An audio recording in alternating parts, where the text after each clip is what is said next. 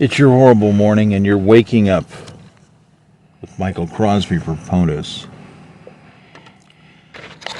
And today I have bad news. I remembered something about the archive that needs to be recovered. See, it's kind of a unique plan. The way it is the leaders get bonuses. How about this? All congressmen and senators get bonuses. That's the way it works. It works kind of sort of like normal businesses that have stock. That's right. Just like you have stockholders.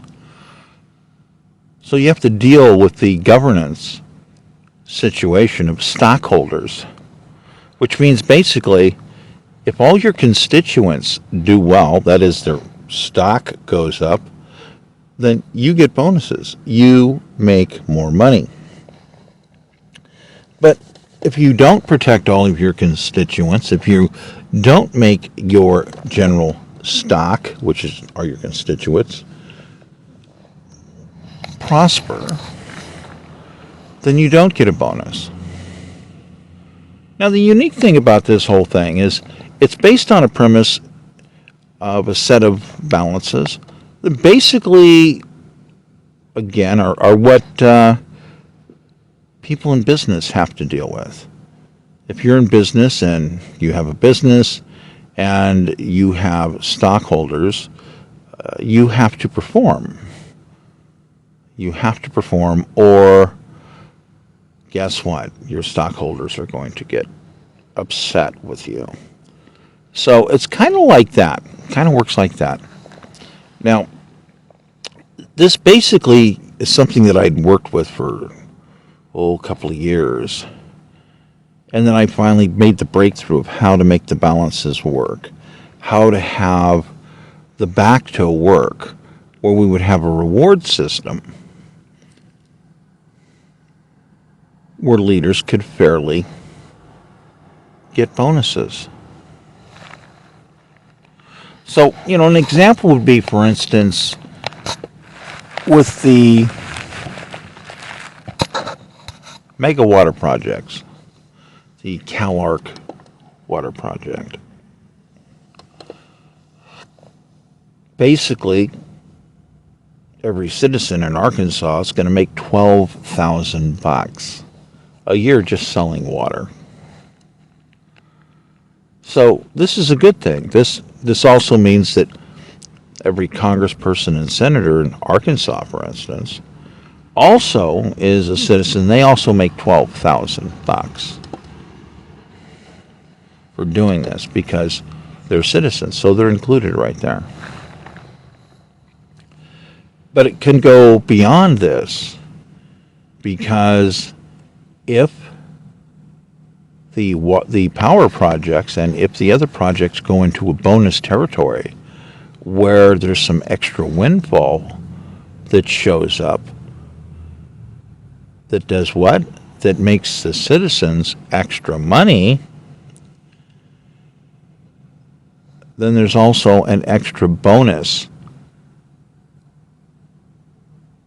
for representatives, congresspeople, and senators. And the bonus can be actually a little bit more if you're a congressperson and a senator. Just like in real business. Because you are basically an assistive management head, so to speak. That is to say that you're guaranteeing that the project is going to still be happening smoothly. So collectively, it's interesting because the people assigned to running the project actually run the project, and other people come up with actually good ideas. They come up with the windfall ideas, the various other ideas of how things can work and happen certain ways, so this is something that can happen. So, basically, this is an important item. But the ultimate item is that leadership has to make sure that the constituents aren't getting cheated in order to get bonuses. Now, of course, the water project is much larger. It has bonuses because there's others that get bonus. You're going to have Louisiana. See, it also applies to people in Louisiana if they participate in the water project as well. And if you turn around and basically go northward, you again have other states where the citizens also would benefit, which means that the leadership also is going to be able to get bonuses. Oh, there's one more little twist to the whole thing. There's a governance vote. Just like with many companies. In other words, many companies have to have the stockholders approve certain bonus packages. So that means the bonus package has to work for them as well.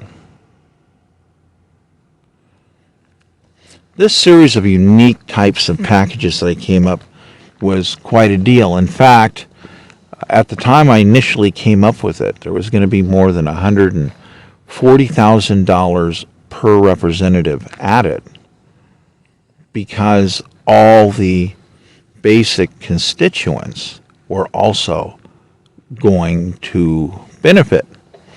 A far more creative way of running government, in some ways like a business, but putting far more power individually into the governance hands of citizens. So part of the uniqueness of this is that the governance vote factor of citizens, which is separate than the general vote factor, controls bonus situations, which means that if you're not doing a really good job, your citizens can vote away your bonuses, so to speak. So this is kind of the new incentive thing that I came up with because I really felt that it was wrong that you would end up having a fixed paycheck situation that would be the same basically for all senators and congresspeople if in fact some of them were, well, more brilliant than other ones.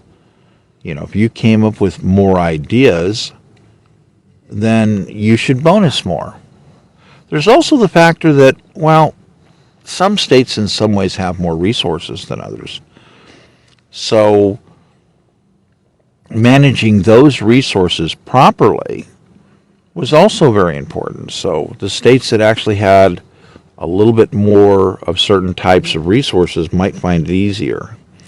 You know, like for instance, Alaska, big state, small population, lots of resources. So Alaska representatives should do theoretically very well.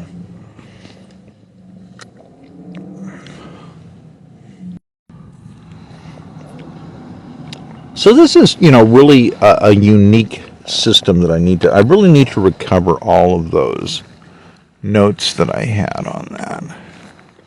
Really important, actually, to have that.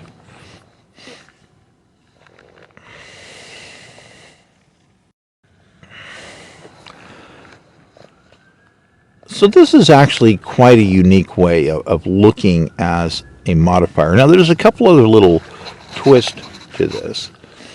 For instance, you have to make good first and have the stockholders, the people, approve your bonus. This is something that they'd have to do yearly, literally yearly. So they would have to participate in this.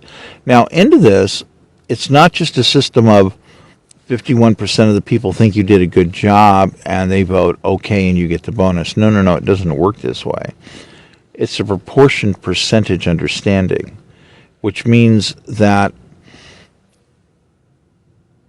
you have to get unanimous approval in order to get the total bonus. So in other words, you have, if you only get, if 49% of the people think that you're not doing a good deal on the bonus, they get to withhold your bonus. So the proportionate percentage, as it stacks up, has people having the right to withhold your bonus. Now, there's also a fairness clause. They can't say, well, we just want to be greedy and we're going to withhold the bonus from the leader when in fact the leader did do a good job, did make all of us more money, did benefit us real well. You can't stand up and just say, well, 10% of us are going to say, no, you made us a lot more money, but you know what? We're greedy and we're evil, and we're going to cheat you out of your bonus. There's a way to review that. But here's the thing. If you didn't benefit your constituents, or if the way you benefited your constituents had a gross difference in the way that you governed. In other words, yeah, we made some of the constituents a lot of money, but not other constituents. Well, why is that? So you couldn't come up with certain brilliance that would make it, well, a more equal stock improvement item. That would mean there'd be something wrong with the balance of what you would be creating. And this comes out of the governance. And people can vote in the governance and say, look, we've discovered this over here, and you're really not doing a properly balanced job. You're lacking. So again, these come out in the proportioned governance voting area. Now let's say that you do things real badly and you're making everything go backwards. You can end up losing your bonus altogether. And even though there's going to be money in the bonus pool, there are ways that money in the bonus pool has a direct tie to the citizens, which means that the citizens get covered first. So in other words, if you don't do a good job, you don't get a bonus, even though there's a way I had designed it where there would be a certain amount of money that would end up into the bonus pool area, so that you can't have, this is the anti-evil rulership clause. In other words, you don't turn around and engineer things to bonus just yourself or just a few of your constituents and figure out how to grab all the money. No, it doesn't work that way, because the people are going to say, look, you did a really bad job. You did not really boost things. We're going to take this little bit of boosted money and we're going to put it back into, this is going to be revoted upon as the general back-toe bonus back to the citizens directly. So there was a bit of some complications in coming up with some of these various proper governance proposed balances. But the idea is to keep coming, everything has had to be basically a fair item that way. Because the area is a general overall stock type concept. So this is something that had to be important, So if everybody said, well, we want to do a major expensive upgrade for all of our schools, this might hurt your bonus stuff for both the citizens and the leadership. Except there are different ways that you could look at this and say, well, it's an investment. We're willing to take a sacrifice for one time, 1 year, and get this upgrade going. And it's going to have a different way to benefit us. But again, we're talking about the extra area territory. What I just described is similar to somebody having a corporation where you have a lot of stockholders that have enormous leverage, and you're going to the stockholder and you say, we want to do this. We want to make a brand new investment for 1 year to boost the company. We think that this is going to pay out over the course of time and that it is the right move.